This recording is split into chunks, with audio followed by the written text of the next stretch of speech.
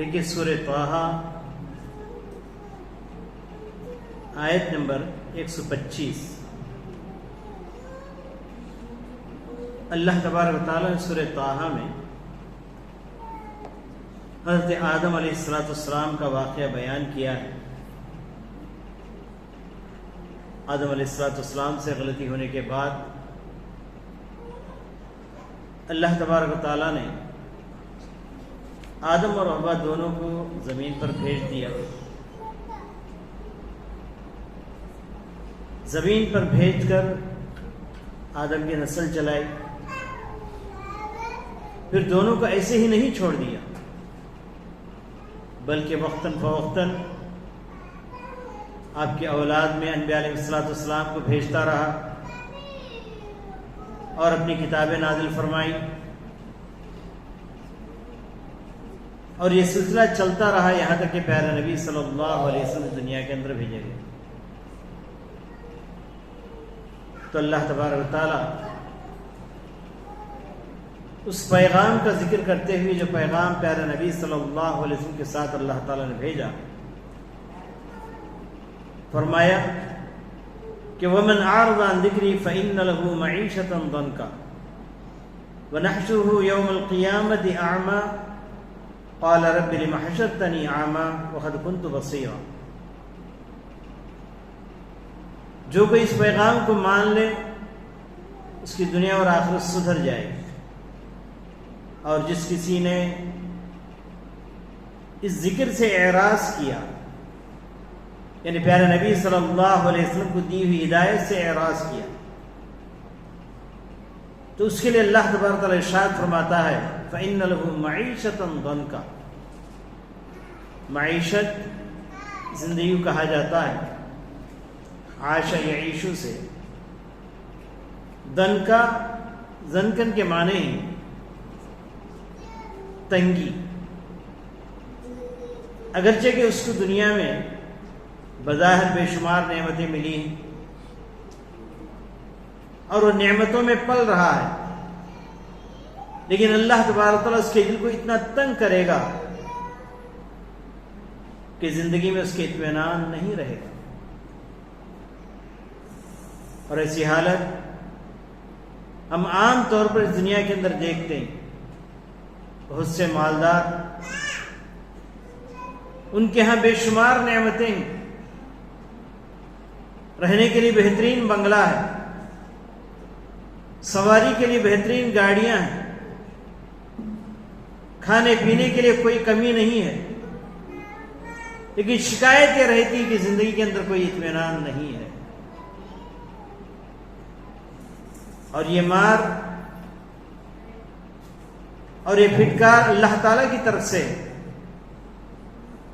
پھر دنیاوی زندگی ہی نہیں بلکہ آخرت میں جب وہ اٹھائے جائیں گے وَنَحْشُرُهُ يَوْمَ الْقِيَامَةِ أَعْمَى، جب قیامت دن اٹھایا جائے گا جس کسی نے پیارے نبی صلی اللہ علیہ وسلم کے پیغام سے اعراض کیا تو اندھا اٹھایا جائے گا. تو اس وقت کہے گا قَالَ رَبِّ لِمَ حَشَرْتَنِي أَعْمَى وَقَدْ كُنْتُ بَصِيرًا، اے پروردگارا تو نے تو دنیا میں مجھے 2 آنکھ دیے تھے، میں اچھی طریقے سے دیکھتا تھا، آج مجھے کیوں اندھا اٹھایا گیا؟ تو جواب سنیں، اللہ تبارک تعالیٰ ارشاد فرماتا ہے قَالَ كَذَلِكَ أَتَتْكَ آيَاتُنَا فَنَسِيتَهَا. یہ اس وجہ سے ہوا ہے کہ تیرے پاس میری آیتیں آئی تھی. اتتک آیاتنا فنسیتہا، ان آیتوں کو تو نے بھلا دیا، سنی انسنی کر دی، دیکھ کر بھی نہ دیکھنے کے برابر ہو گیا. وَكَذَلِكَ الْيَوْمَ تُنْسَى، جس طریقے سے ہماری آیتوں کو بھلا دیا، ان کو نظر انداز کر دیا، آج ہم تجھے نظر انداز کر دیتے ہیں. مطلب یہ، اس کا مطلب یہ نہیں کہ حساب و کتاب نہیں لیں گے، حساب و کتاب ضرور لیں گے، لیکن یہ بتانے کے لیے جس طریقے سے تجھے دونوں آنکھ دیے جانے کے باوجود بھی ہماری آیتوں پر غور و فکر نہیں کیا، ان پر عمل نہیں کیا، تو اس کے بدلے میں آج تجھے اندھا اٹھایا گیا۔ اس لیے پیارے نبی صلی اللہ علیہ وسلم زندگی جو گزارتے تھے دنیا سے اتنا ہی لیتے تھے جتنی ضرورت رہتی تھی، اور زیادہ دین کو ترجیح دیا کرتے تھے، کیونکہ اللہ تبارک و تعالیٰ اسی سورت کے 131ویں آیت میں اللہ تعالیٰ ارشاد فرماتا ہے وَلَا تَمُدَّنَّ عَيْنَيْكَ إِلَىٰ مَا مَتَّعْنَا بِهِ أَزْوَاجًا مِّنْهُمْ زَهْرَةَ الْحَيَاةِ الدُّنْيَا لِنَفْتِنَهُمْ فِيهِ وَرِزْقُ رَبِّكَ خَيْرٌ وَأَبْقَىٰ۔ فرمایا تم لا تمدن عینیک الی ما متعنا به، تم اپنی آنکھوں کو للچائی ہوئی نگاہوں سے ان کے مال و دولت کی طرف نہ دیکھو جن کو ہم نے دنیا سے نوازا ہے، دنیا کے ہیر پھیر میں ہیں، دنیا کے مال و متاع ان کو دیا گیا ہے، ان لوگوں کی طرف نہ دیکھو۔ ازواجا منہم زہرۃ الحیات الدنیا، اس دنیاوی زندگی کے مختلف نعمتیں ان کو دی گئی ہیں، اور یہ تمام چیزیں کیا ہیں؟ فتنے کے طور پر، آزمانے کے طور پر ہم نے دے رکھا ہے۔ وَرِزْقُ رَبِّكَ خَيْرٌ وَأَبْقَىٰ، لیکن تمہارے پروردگار کا جو رزق ہے جس کو کفاف کہا جاتا ہے وہ تمہارے لیے زیادہ بہتر ہے۔ ایک مرتبہ پیارے نبی صلی اللہ علیہ وسلم کے گھر میں حضرت عمر فاروق رضی اللہ تعالیٰ عنہ آئے تھے، یہ دیکھنے کے لیے پیارے نبی صلی اللہ علیہ وسلم کی زندگی کیسی گزر رہی ہے۔ بالکل معمولی سی زندگی تھی، آپ حسین پر سویا کرتے تھے، اور پیارے نبی صلی اللہ علیہ وسلم کو حسین پر سونے کی وجہ سے آپ کے جسم کے اوپر نشانات بیٹھ جاتے تھے۔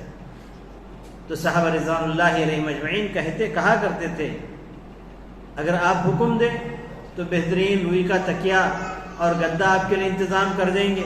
تو نبی کریم صلی اللہ علیہ وسلم فرمایا کرتے تھے مالی ولی دنیا اللہ کعابر سبیل، دنیا سے مجھے کیا لے کر جانا ہے، اس مسافر کے مانند میں زندگی گزارتا ہوں، چلتے چلتے جب وہ تھک جاتا ہے تو کسی درخت کے نیچے سائے میں کچھ دیر کے لیے لیٹ جاتا ہے اور وہاں سے چل بستا ہے۔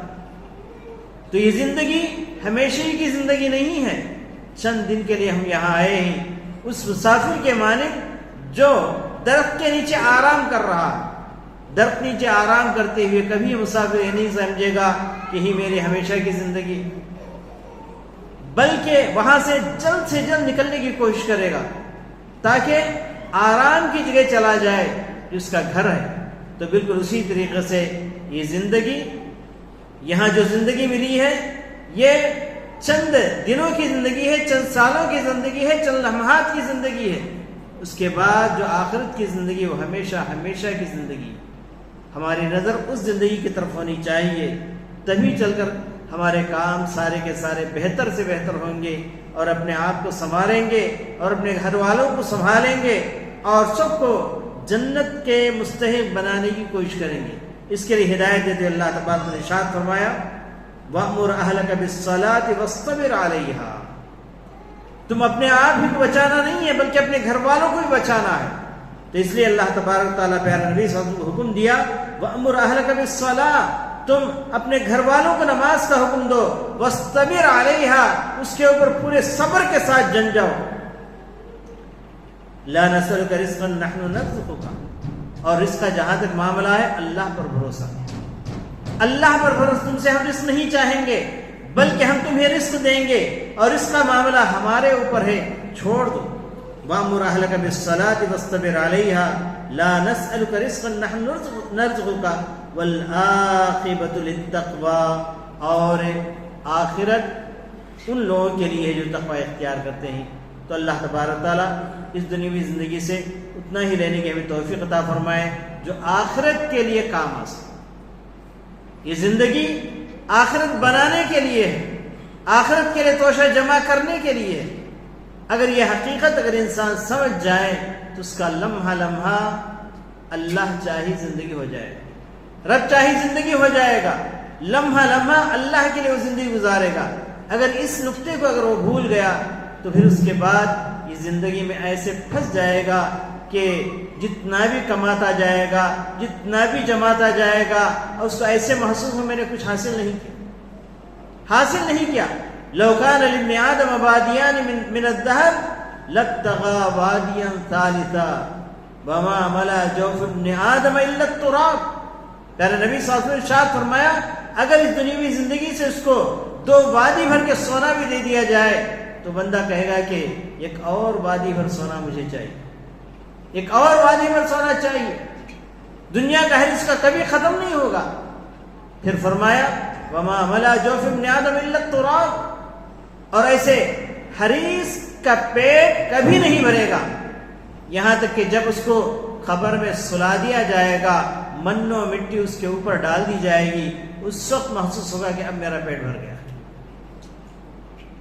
تو کہنے کا مطلب یہ ہے کہ دنیاوی زندگی یہ آخرت کے لیے سواری، آخرت تک پہنچنے کے لیے ایک ذریعہ ہے، ورنہ اسی کو اصل سمجھ کر کبھی نہ بیٹھیں، اور جیسے بھی وہ زندگی گزر جائے گی اللہ کا شکر ادا کرتے رہیں اس بات پر کہ اللہ تعالیٰ کرے اس دنیا کے اندر تقوی کی زندگی دے دیا ہے تو اس پر اللہ کا شکر ادا کیجیے۔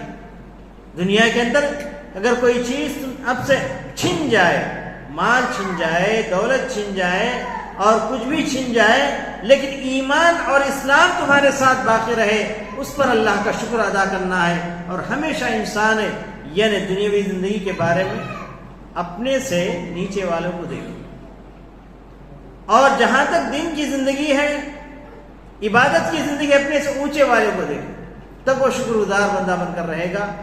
اور یہ فلسفہ مائی عائشہ نے دنیا والوں کو سکھایا کہ تم دنیاوی زندگی میں اپنے نیچے والوں کو دیکھو، اللہ نے تمہیں 2 جوڑے کپڑے دیے ہیں، اس شخص کو دیکھو تو اس کے پاس ایک ہی جوڑا کپڑے، اگر 3 مرتبہ دن میں کھانا کھاتے ہیں تو اس شخص کو دیکھو جو صرف 1 مرتبہ کھانا کھا کر گزار رہا۔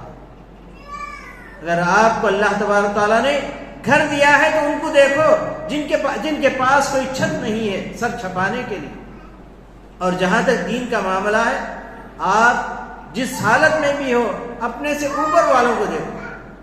اگر اللہ تعالیٰ نے 5 وقت نماز پڑھنے کی اللہ نے توفیق دی ہے تو ان اشخاص کو دیکھو جن کو اللہ تبارک تعالیٰ نے ان 5 فرض نمازوں کے ساتھ تہجد گزاری کی توفیق عطا فرمائی، تو پھر ویسے بننے کی کوشش کرو تو اللہ تعالیٰ کے پاس بڑے شکر گزار بندے بن کر رہو گے۔ اللہ تعالیٰ مجھے اور آپ کو تمام مسلمانوں کو توفیق سے نوازے، اور اللہ تبارک تعالیٰ بہتر سے بہتر زندگی جو اللہ رب چاہے زندگی گزارنے کی ہمیں توفیق عطا فرمائے، اور ہمیں تقوی والی زندگی عطا فرمائے تاکہ ہماری آخرت دنیا اور آخرت دونوں بہتر ہو جائے۔ ربنا تقبل منا انک انت السمیع العلیم وتب علینا انک انت التواب الرحیم، وآخر دعوانا الحمد للہ رب العالمین۔